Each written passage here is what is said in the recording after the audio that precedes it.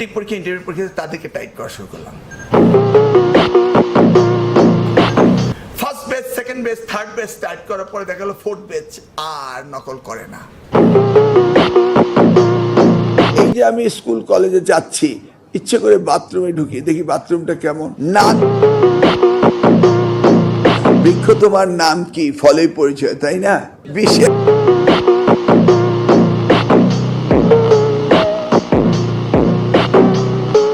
ব্যক্তি আমার গাড়ি ফলো করেছে, আমি কি করব? তারপর আমার ড্রাইভারকে বলেছি এত জোরে চালাও যেন কেউ ফলো না করতে পারে। তারপর আমি জাস্ট দেখতে চাচ্ছি পরিবেশ কেমন। একটা ইয়াং ছেলে বাথরুমে কিন্তু 24 ঘন্টা না গেলেও চলে, কিন্তু পরীক্ষার সময় বাথরুমে যায়, এটা